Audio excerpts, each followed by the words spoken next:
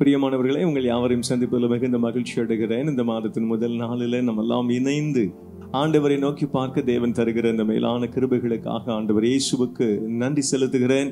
கடந்த மாதம் முழுவதும் உங்களையும் என்னையும் நம் அனைவரையும் ஆண்டவர் கிருபையாக பாதுகாத்தார், தப்புவித்தார், ஏந்தினார், உயர்த்தினார், நடத்தினார். எத்தனை நல்ல தெய்வம்! அந்த தெய்வத்தை நோக்கி நம்ம இப்போ பார்க்க போகிறோம். அப்படியே கண்களை மூடுவோமா, நம்ம ஜெபிக்க போகிறோம். ஆண்டவரே, நாங்கள் நன்றி செலுத்துகிறோம் சுவாமி. இந்த மாதத்தின் முதல் நாளில் நம்முடைய சமூகத்தில் வரும்படியாய் நீ தருகிற அந்த மேலான கிருபைகளுக்காக நாங்கள் நன்றி செலுத்துகிறோம். அப்பா, எங்களை கிருபையாக பாதுகாத்தீரே, எங்களை நடத்தி வந்தீரே, எண்ணி பார்க்கிறோம், நன்றி மாத்திரம் செலுத்துகிறோம். எல்லாரும் ஒரு சில நிமிடங்கள் அப்படியே இருக்கிற இடங்களில் உள்ளத்தை திறந்து ஆண்டவர் இயேசுவுக்கு நன்றி மாத்திரம் செலுத்துங்களே. உள்ளத்தை திறந்து வாய்களின் வழியாக இயேசப்பா நன்றின்னு சொல்லி சொல்லுங்க. ஆண்டவரே, கடந்த மாதம் முழுவதும் எங்களை நடத்தினீரே அப்பா, எங்களை பாதுகாத்தீரே, எங்களுடைய தேவைகளை சந்தித்தீரே, உமக்கு நன்றி. Lord, we are so thankful to you for all the provisions. எங்களுடைய தேவைகளை எல்லாம் கொடுத்து சந்தித்து உயர்த்தினீரே, உமக்கு நன்றி என்று சொல்லி சொல்லுகிறோம். அப்பா, உமக்கு நன்றி என்று சொல்லி சொல்லுகிறோம். இந்த மாதத்தின் முதல் நாளில் அப்பா, உம்முடைய சமூகத்தில் கூடி வந்து உம்மை நோக்கி பார்க்கும்படியாக தேவன் கொடுக்கிற இந்த கிருபைகளுக்காக நாங்கள் நன்றி மாத்திரம் செலுத்துகிறோம். அடியேனை மறைத்து கர்த்தர் நீர் வெளிப்படுவீராக. பாடல் வேளையில கர்த்தர் நீர் எங்களை மறைத்து நீர் வெளிப்படுவீராக. செய்தி வேளையில எங்களை மறைத்து எங்களோடும் இணைந்திருக்கிற சகோதர சகோதரிகளோடும் குடும்பங்களோடும் கர்த்தர் நீர் தெளிவாய் பேசுவீராக என்று சொல்லி உம்முடைய சமூகத்தில் கெஞ்சுகிறேன். கர்த்தர் நீர் அப்படியே செய்கிறபடினாலே உள்ளத்தின் ஆழத்தில் நமக்கு நன்றி மாத்திரம் செலுத்துகிறேன். ஆழத்தில் இருந்து நன்றி மாத்திரம் செலுத்துகிறேன். எங்களை முழுமையாக நம்முடைய கரத்தில் ஒப்புக் கொடுக்கிறோம் சுவாமி, முழுமையாக நம்முடைய கரத்தில் ஒப்புக் கொடுக்கிறோம். இந்த மாதத்திற்கான நிறைவான ஆசீர்வாதங்களை கர்த்தர் தருவீராக. தருகிறபடினால் நன்றி. இயேசுவின் மூலம் ஜெபிக்கிறேன். ஜெபங்களும் எங்கள் ஜீவனுள்ள நல்ல பிதாவே, ஆமென். ஹல்லேலூயா. எனக்கு பிரியமான தேவஜனமே, இப்பொழுது கூட நல்ல கருத்து செறிந்த அனைவராலும் விரும்பி கேட்கப்படக்கூடிய ஒரு புதிய பாடலை என்னுடைய மனைவி பாட கேட்போம். அந்த பாடலின் வரிகள் நம்மோடு கூட பேசிட்டோம். பாடலை கேட்போமா?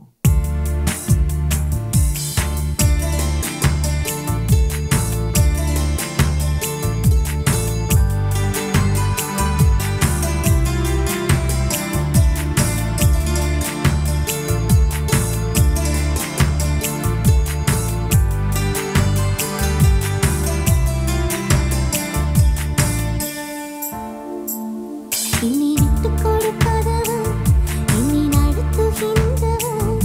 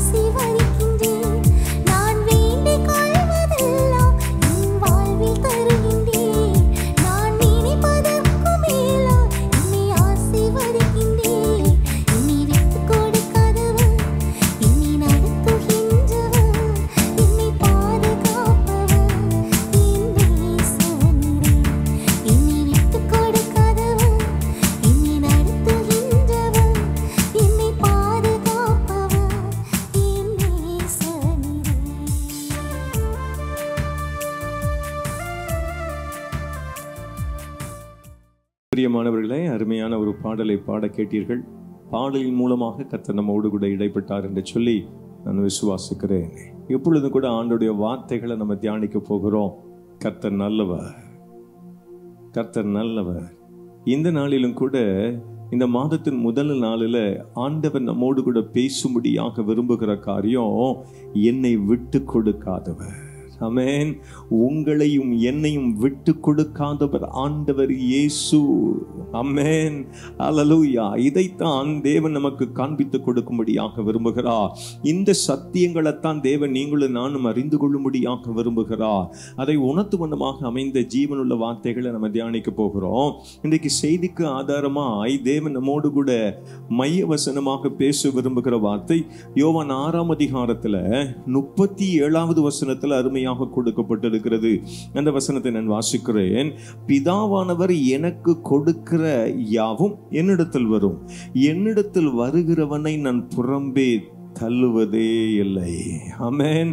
ஆண்டவர் இயேசு அருமையாக சொல்லுகிறார், என்னிடத்தில் வருகிறவனை நான் புறம்பே தள்ளுவதே இல்லை. அவர் விட்டு கொடுக்காதவர்.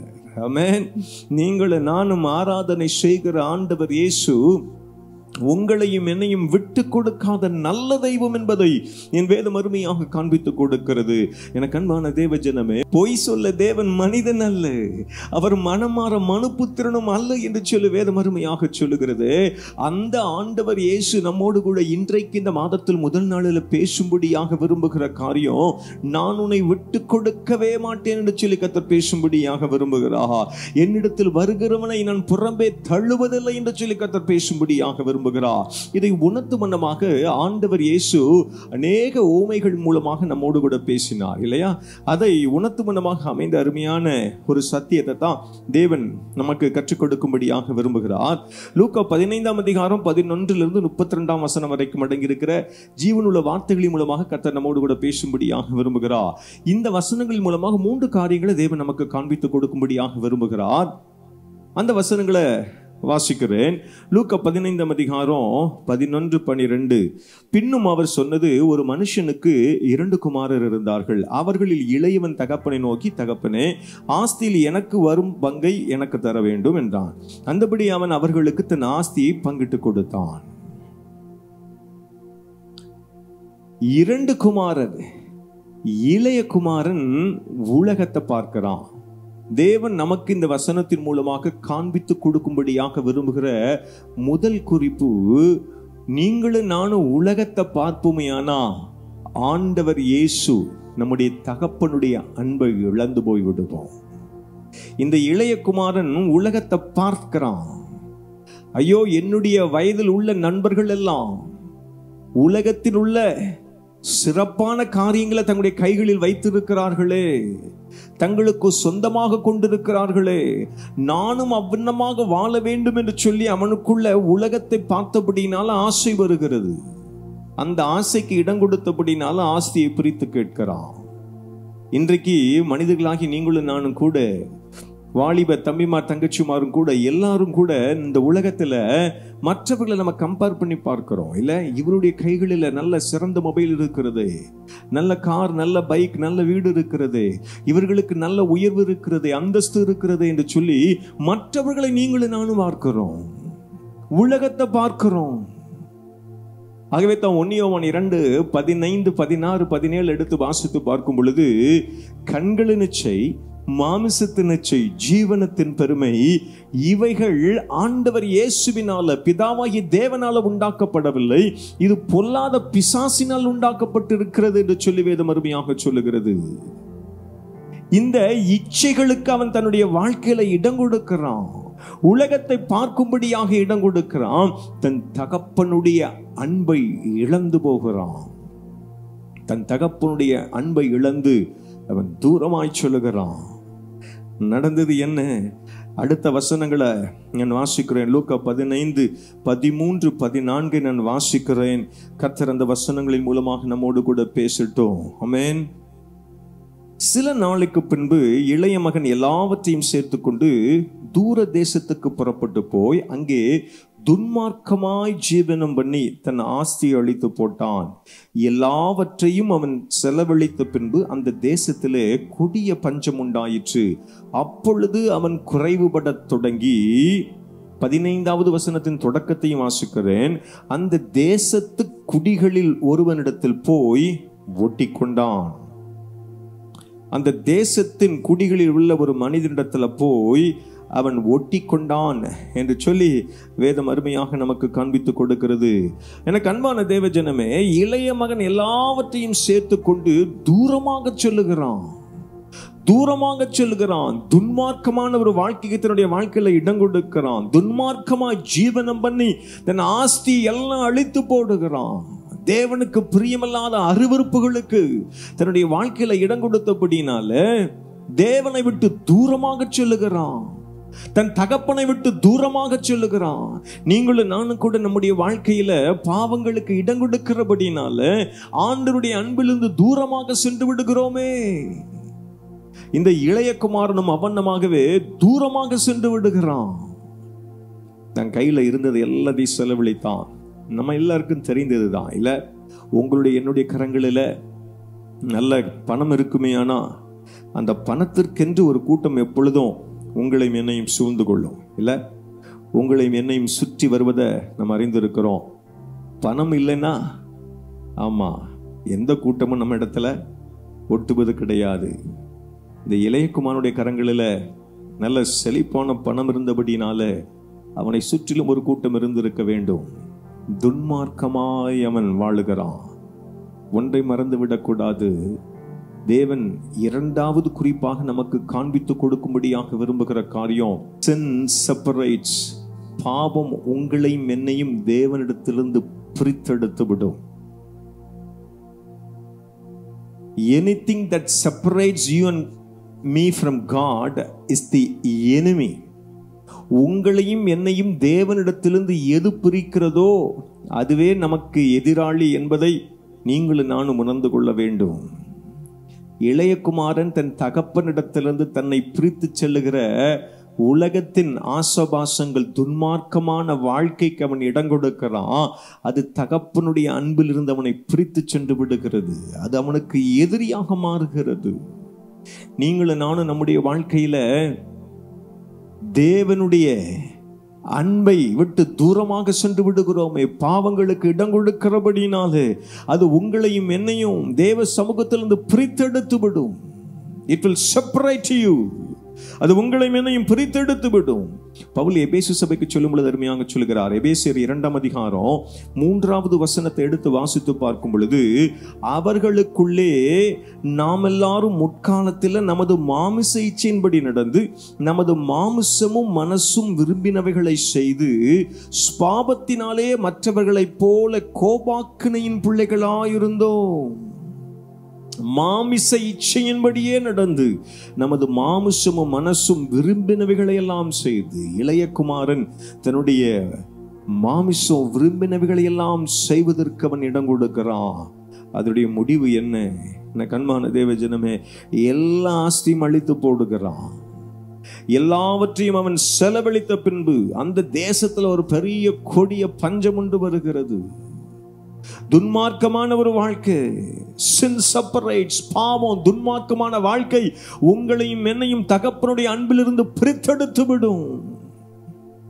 அது எதுவாக இருந்தாலும் சரி, பணமோகமாக இருக்கிறதா, சிற்றின்ப மயக்கமாக இருக்கிறதா, அதை கண்டுணர்ந்து இந்த மாதத்தின் முதல் நாளில் நாம் நம்மை சீர்திருத்திக் கொள்வதற்கு, நாம் நல்மனம் பொருந்துவதற்கு அழைக்கப்படுகிறோம் என்பதை கர்த்தர் நமக்கு காண்பித்து கொடுக்கும்படியாய், நம்மோடு கூட பேசும்படியாக விரும்புகிறார். இளையகுமாரன் தன் துன்மார்க்கமான வாழ்க்கைக்கு இடம் கொடுத்தபடினால அவன் தூரமாக சொல்லுகிறான். எல்லாவற்றையும் இழந்து போறான். இந்த தேசத்துல கொடிய பஞ்சம் உண்டாயிற்று. அப்பொழுது அவன் குறைவுபட தொடங்கி, தன் தகப்பனுடைய வீட்டில் இருந்த பொழுது குறைவுனாலே அவனுக்கு என்னன்னு தெரியாது, நிறைவுகளையே கண்டிருந்தான். அவனுடைய தகப்பன் அவ்வளவாக அவனிடத்தில் அன்பு வைத்து அவன் கேட்டவைகள் எல்லாம் வாங்கி கொடுத்தா. இந்த கண்பான தேவ ஜனமே, ஆண்டவர் இயேசுவின் அன்புல, நம்முடைய தகப்பன் இயேசுவின் அன்புல நீங்களும் நானும் இருக்கும் பொழுது நம்முடைய கேட்கிறவைகளை எல்லாம் அவர் சித்தத்தின்படியே நமக்கு செய்து கொடுப்பார். என் பிள்ளைக்கு எது கொடுத்தா நல்லா இருக்கும், அந்த அன்பை விட்டு நீங்க தூரமா போயிட்டீங்கன்னா, துன்மார்க்கத்திற்கு இடம் கொடுத்து தூரமா நம்ம சென்று விடுவோமே. ஆனா எனக்கு அன்பான தேவ ஜனமே, நம்முடைய வாழ்க்கையில குறைவுகளை நீங்களும் நானும் பார்க்கக்கூடும். அவன் குறைவுபட தொடங்கி என்று சொல்லி வேதம் சொல்லுகிறது. துன்மார்க்கமான ஒரு வாழ்க்கை, தூரம் சென்ற ஒரு வாழ்க்கை, பாவம் அவனை தன்னுடைய தகப்பனுடைய அன்பில் இருந்து பிரித்து விட்ட ஒரு வாழ்க்கை, குறைவுபட தொடங்குகிறான். இன்னும் பாருங்க, பாவம் நமக்குள்ள இருக்குமே, ஆனா அது இன்னும் இன்னும் உங்களையும் என்னையும் தூரமாக தகப்பனுடைய அன்பிலிருந்து கொண்டு சென்று விடும். ஒருவேளை அவன் இந்த இடத்துலயாவது குறைவுபட தொடங்கி விட்டோம் என்பதை உணர்ந்து ஒருவேளை மனம் திரும்பி இருக்க வேண்டும். ஆனால் அவன் செய்யவில்லை. அந்த 15வது வசனத்தின், லூக்கா 15:15 தொடக்கத்தை வாசிக்கிறோம் பாருங்க. அந்த தேசத்து குடிகளில் ஒருவனிடத்தில் போய் ஒட்டி கொண்டான். அப்போ இந்த வசனம் என்ன காண்பித்துக் கொண்டிருக்கிறது? அவனுக்குள்ள துன்மார்க்கமான வாழ்க்கை இருக்கு, பாவம் நிறைந்த வாழ்க்கை இருக்கு. அப்படி இருந்தபடினால அவனுக்குள்ள இருந்து பேசக்கூடிய ஒரு சத்தத்தை கேட்கிறான். இனி நீ ஆண்டவர் இயேசுவிடத்துல வந்தா, கர்த்தரிடத்துல வந்தா உனக்கு விமோச்சனம் இல்லை, நீ பாவி, உன் வாழ்க்கை அவ்வளவுதான். துன்மார்க்கத்துக்குள் அவன் ஜீவித்தபடினால அவன் வாழ்க்கை அவ்வளவுதான் என்று சொல்லி அவனுக்குள் பேசின சத்தம் வந்தபடினால தகப்பனிடத்தில் வருவதற்கு அஞ்சினவனாக மீண்டும் தூரமாக செல்லுகிறான். அந்த தேசத்து குடிகளில் ஒருவனிடத்தில் போய் ஒட்டி கொண்டான் என்று சொல்லி வேதம் சொல்லுகிறது. எனக்கு அன்பான தேவஜனமே, உங்களுடைய என்னுடைய வாழ்க்கையில நீங்களும் நானும் பாவத்துக்கும் துன்மார்க்கமான வாழ்க்கைக்கும் இடம் கொடுப்போமேனா, அது உங்களையும் என்னையும் தேவனுடைய தகப்பனுடைய அன்பிலிருந்து பிரித்து விடும். அது மாத்திரமல்ல, இன்னும் தூரமாய் உங்களையும் என்னையும் ஆண்டவர் இயேசுடைய அன்பிலிருந்து தூரமாக்கி விடும் என்று சொல்லி என் வேதம் அருமையாக சொல்லுகிறது. குற்ற மனசாட்சி, நீ பாவம் செய்தி இல்லை, அன்னைக்கு தவறு செய்தி இல்லை, அவ்வளவுதான் உன் வாழ்க்கை. தூரமாய் அவனை கொண்டு சென்று விடுகிறது. உலக மனிதனுடைய கரத்துல தன்னுடைய வாழ்க்கையை கொடுக்கிறான். அவனிடத்துல போய் அவன் ஒட்டி கொள்ளுகிறான் என்று சொல்லி என் வேதம் காண்பித்துக் கொடுக்கிறது. அந்த லூக்கா 15ஆம் அதிகாரம் 15வது வசனத்தின் பிற்பகுதியிலிருந்து நான் வாசிக்கிறேன். அந்த குடியானவன் அவனை தன் வயல்களில் பன்றிகளை மேய்க்கும்படி அனுப்பினான். அப்பொழுது பன்றிகள் தின்கிற தவிட்டினாலே தன் வயிற்றை நிரப்ப ஆசையாயிருந்தான். ஒருவனும் அதை அவனுக்கு கொடுக்கவில்லை. நல்ல கவனிக்கணும். அவனுடைய துன்மார்க்கமான வாழ்க்கை அவனுடைய அடையாளத்தையே கெடுத்து போடுகிறது. Perverted life will destroy your identity. தகப்பன் வீட்டில் நீங்க ராஜகம் குட்டி இல்ல, நீங்க மைனர். உங்க தகப்பனுடைய அன்பு உங்களுக்கு இருக்குமேனா அங்க நீங்க தான் அதிபதி. ஆமா, அங்கே ராஜ மரியாதை உங்களுக்கு உண்டு. உங்க தகப்பனுடைய வீட்டில் அவன் அந்த தேவன் கொடுக்கிற அந்த கிருபையின் ஸ்தானத்தை இழந்தவனாக, அந்த அடையாளத்தை தன்னுடைய துன்மார்க்கமான வாழ்க்கையினால அவன் துளைத்து போடுகிறது என் வேதம் காண்பித்துக் கொடுக்கிறது. அந்த குடியானவன் அவனை தன் வயல்களில் பன்றிகளை மேய்க்கும்படியாக அனுப்புகிறான். அப்பொழுது பன்றிகள் தின்கிற தவிட்டினாலே தன் வயிற்றை நிரப்ப ஆசையா இருந்த அதையும் ஒருத்தனும் கொடுக்கல. மூன்றாவது காரியம், துன்மார்க்கத்திற்கு இடம் கொடுப்போமேயானா அது உங்களுடைய என்னுடைய வாழ்க்கையில தேவன் நமக்கு வைத்திருக்கிற அடையாளத்தையும் அந்தஸ்துகளையும் அது குலைத்து போட்டுவிடும், அது உடைத்து போட்டுவிடும். பிரியமானவர்களே, எனக்கு அன்பான சகோதரனை சகோதரி, இந்த மாதத்தின் முதல் நாளில் ஆண்டவர் இயேசு நம்மோடு கூட பேசும்படியாக விரும்புகிறார்.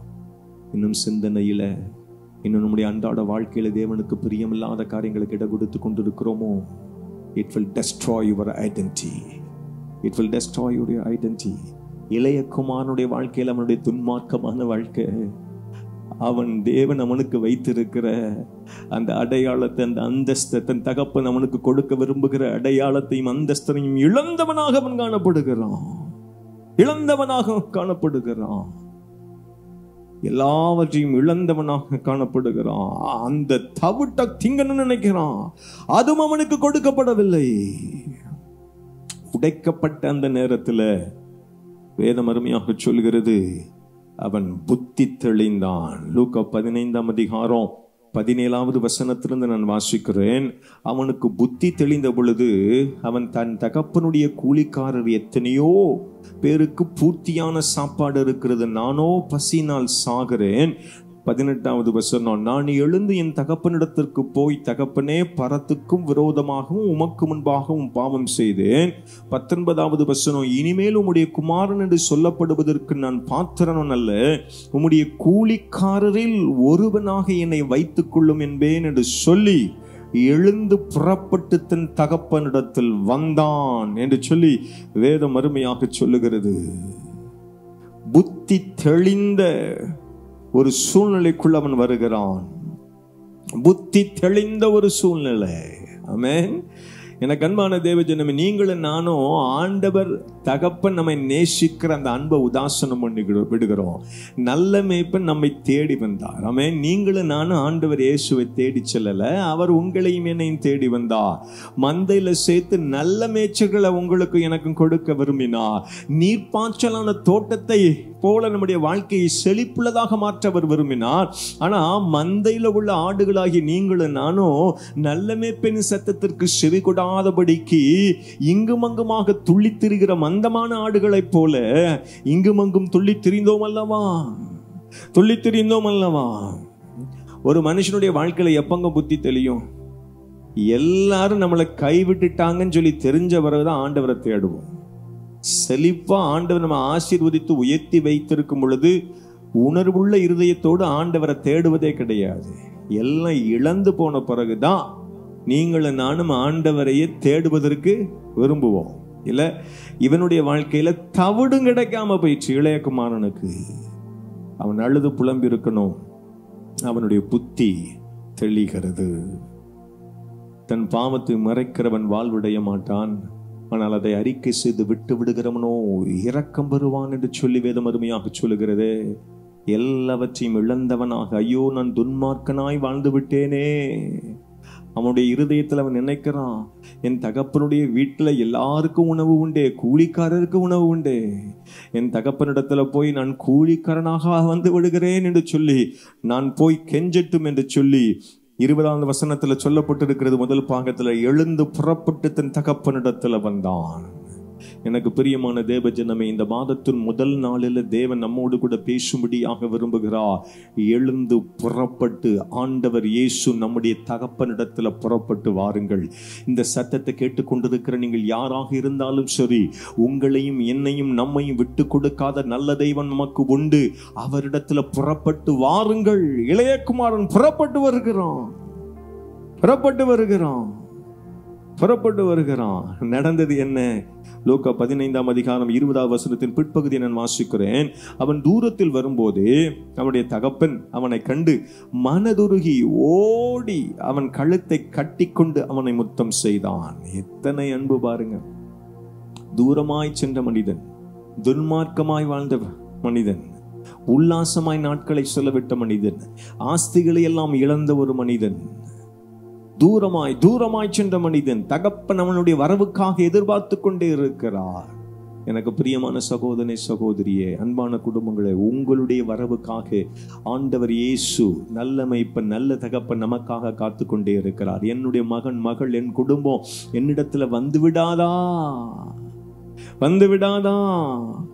அப்படி வருவதற்கு நம்ம அர்ப்பணிப்புமே. ஆனா அவர் மனதுருகி ஓடி வந்து நம்மை கட்டி அணைத்துக் கொள்வாராம். அல்லேலூயா, சதமாய் ஹல்லேலூயா. 21வது வசனத்தை நான் வாசிக்கிறேன். லூக்கா 15:21. குமாரன் தகப்பனை நோக்கி, தகப்பனே, பரத்துக்கும் விரோதமாகவும் உமக்கு முன்பாகவும் பாவம் செய்தேன், இனிமேல் உம்முடைய குமாரன் என்று சொல்லப்படுவதற்கு நான் பாத்திரன் அல்ல என்று சொன்னான். அப்பொழுது தகப்பன் தன் ஊழியக்காரரை நோக்கி, நீங்கள் உயர்ந்த வஸ்திரத்தை கொண்டு வந்து இவனுக்கு உடுத்தி இவன் கைக்கு மோதிரத்தையும் கால்களுக்கு பாதரட்சைகளையும் போடுங்கள், கொளுத்த கன்றை கொண்டு வந்து அடியுங்கள், நாம் புசித்து சந்தோஷமாயிருப்போம். 24வது வசனம், என் குமாரனாகிய இவன் மரித்தான், திரும்பவும் உயிர்த்தான், காணாமல் போனான், திரும்பவும் காணப்பட்டான் என்றான். அப்படியே அவர்கள் சந்தோஷப்பட தொடங்கினார்கள். ஆமென், ஹல்லேலூயா. சத்தமாய் ஹல்லேலூயா. இந்த மாதத்தின் முதல் நாளில் தகப்பனுடைய அன்புக்குள்ள நீங்க வருவீங்க. ஆனா நீங்களும் நானும் வருவோமே. ஆனா ஆண்டவர் இயேசு நல்ல தகப்பன் சந்தோஷத்தினாலே உங்களுக்கும் எனக்கும் நல்ல வஸ்திரம், உங்களுக்கும் எனக்கும் முத்திரை மோதிரம், உங்களுக்கு எனக்கு முத்திரை கொடுக்கும்படியாக, முத்திரை மோதிரத்தை கொடுக்கும்படியாக, மோதிரத்தை போடும்படியாக விரும்புகிறார். அது மாத்திரமல்ல, பாதரட்சைகளை கொடுக்கும்படியாக விரும்புகிறார். தன்னுடைய அந்தஸ்தை இழந்தபடியினால அந்த நாட்களில் அடிமைகளாக வேலை செய்யும்படியாக பிடிக்கப்படுகிறவர்களுடைய கால்களில் செருப்பு இருக்காது. ஒருவேளை உடைய வாழ்க்கை மிகவும் கூனி குறுகி காணப்படும். ஆகவே தகப்பனுடைய அன்புக்குள்ள வந்த உடனே காஸ்ட்லியான டெஸ்ட் மறுபடியும் கொடுக்கப்படுகிறது. அருமையான மோதிரம். ஆமென். அந்த மோதிரத்துல ஒருவேளை ஒரு அதிகாரம் இருந்திருக்க வேண்டும். என்னுடைய குமாரன் சொல்கிறதை செய்ய வேண்டும் என்கிற ஒரு அதிகாரத்தை கொடுக்கக்கூடிய ஒரு மோதிரம் உடைய கைகளில் கொடுக்கப்படுகிறது. பாதரட்சை. இழந்து போனவைகளை எல்லாம் அவன் திரும்ப பெறும்படியாக தகப்பனுடைய அன்பு அதை செய்கிறது. எனக்கு அன்பான தேவ ஜனமே, நீங்களும் நானும் ஆண்டவர் இயேசுவிடத்துல திரும்பி வரும் பொழுது, இந்த மாதத்துல முதல் நாளில் ஆண்டவரை நான் திரும்பி வருகிறேன் என்று சொல்லும் பொழுது, உங்களையும் என்னையும் விட்டு கொடுக்காத நல்ல தெய்வம் ஆண்டவர் இயேசு உங்களையும் என்னையும் அள்ளி அரவணைத்து முத்தமிட்டு மீண்டும் உங்களுக்கு இழந்து போனவைகளை திரும்ப கொடுத்து உங்களை ஆசீர்வதித்து மகிழ்ச்சியோடு உங்களையும் என்னையும் நம்முடைய சமூகத்தில் சேர்த்துக் கொள்ளும்படியாக விரும்புகிறார். விட்டு கொடுக்காதவர் அவர். ஆமென். யோவான் 3:16 வேதம் அருமையாக சொல்லுகிறது, தேவன் தம்முடைய ஒரே பேரான குமாரனை விசுவாசிக்கிறவன் எவனோ அவன் கெட்டு போகாமல் நித்திய ஜீவனை அடையும்படிக்க அவரை தந்தருளி இவ்வளவா இந்த உலகத்தில் அன்பு கூர்ந்தார். விசுவாசிக்கிறவன் எவனோ, இதை கேட்கிற நீங்க யாராக இருந்தாலும் சரி, இயேசுவே எனக்கு உதவி செய்யும், என்னை விட்டு கொடுக்காத நல்ல தெய்வம் இயேசு என்று சொல்லப்படுகிறது.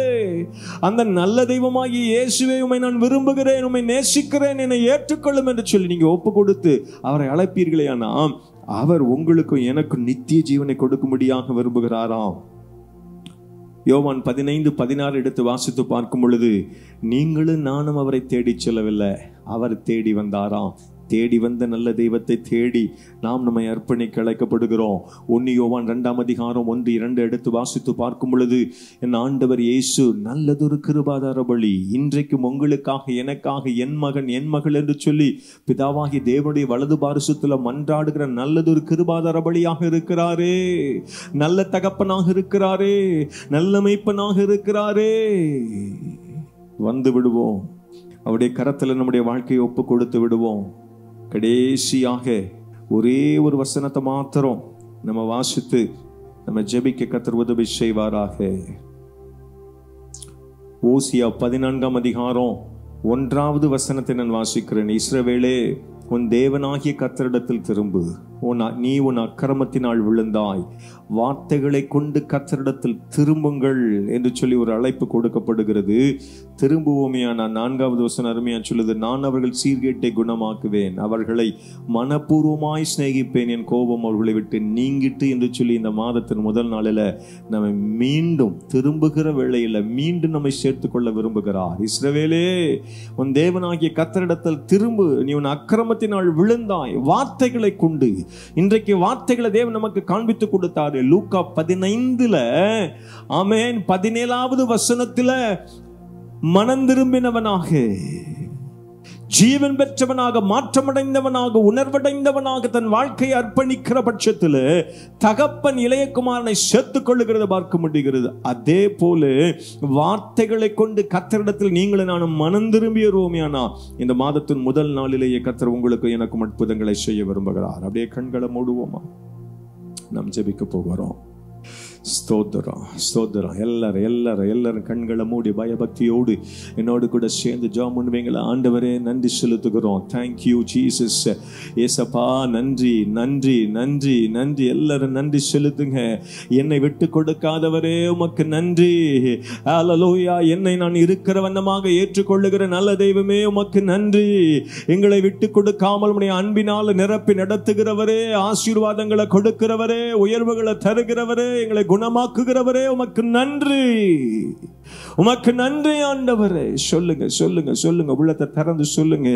என்னை விட்டு கொடுக்காதவர் நீர் அல்லவோ ஆண்டவரே, என்னை விட்டு கொடுக்காதவர் நீர் அல்லவோ. நீ நல்ல தகப்பனாயிற்றே, இளைய குமாரனை அள்ளி அரவணைத்த தகப்பனை போல அப்பா நாங்களும் துன்மார்க்கத்தில் இருந்தோம். இந்த மாதத்தின் முதல் நாளில் அவைகளை நாங்கள் அறிக்கை செய்கிறோம்.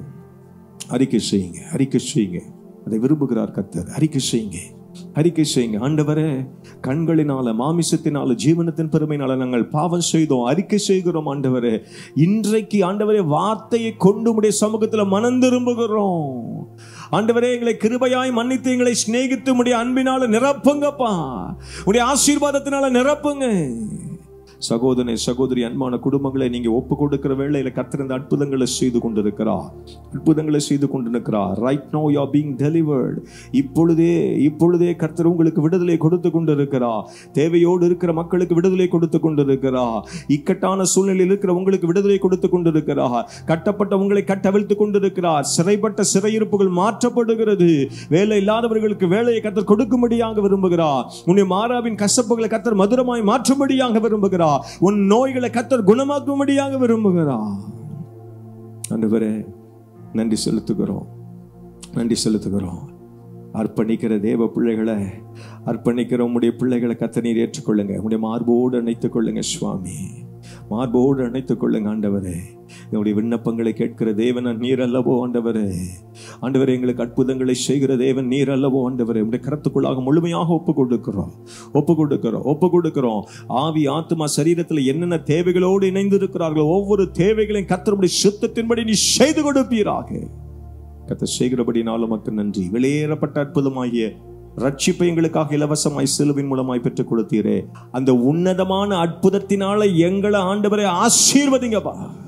முதல்ல எங்களை ஆசீர்வதிங்க ஆண்டவரே. கர்த்தர் செய்கிறபடினாலும் உமக்கு நன்றி. ஹல்லேலூயா. முதலாவது தேவனுடைய நீதியுடைய ராஜ்யத்தின் தேடுங்கள், பின்பு இவைகள் எல்லாம் உங்களுக்கு கூட கொடுக்கப்படும் என்று சொன்னீரே ஆண்டவரே. உலக தேவைகளை பின்பதாக எங்களுக்கு தாங்க. ரட்சிப்பு என்ற உன்னத அனுபவம் அற்புதம் எங்களுக்கு போதும் சுவாமி. பின்பதாக மற்ற அற்புதங்களை எங்களுக்கு தாங்க. கர்த்தர் தருகிறபடினாலும் உமக்கு நன்றி மாத்திரம் செலுத்துகிறோம். எங்களை தாழ்த்துகிற வெறுமையாக்குகிறோம். இந்த மாதம் முழுவதும் எங்களை விட்டு கொடுக்காதவர் ஆண்டவர் இயேசு என்கிற உணர்வோடு நாங்கள் உறுதியாய் பிடித்துக் கொண்டு மென்மேலும் வளர்ந்து பெருக கர்த்தர் உதவி செய்யுங்க. சேகரப்படினாலும் மக்கள் நன்றி. தொடர்ந்து பொறுப்படுத்திக் கொள்ளுங்க. துதிகன மகிமை எல்லாவற்றையும் ஏசப்பா நாங்கள் உங்களுக்கே செலுத்துகிறோம். ஏசப்பாவின் இன்ப நாமத்தில் ஜெபிக்கிறோம். ஜெபங்களும் எங்கள் ஜீவன் உள்ள நல்ல பிதாவே, ஆமென். சேர்ந்து செல்வோமா? என் ஆத்துமாவே கர்த்தரை ஸ்தோத்திரி, என் முழு உள்ளமே அவருடைய பரிசுத்த நாமத்தை ஸ்தோத்திரி. என் ஆத்துமாவே கர்த்தரை ஸ்தோத்திரி, கர்த்தர் செய்த சகல உபகாரங்களை மறவாதே. ஆமென். Thank you. God bless you all.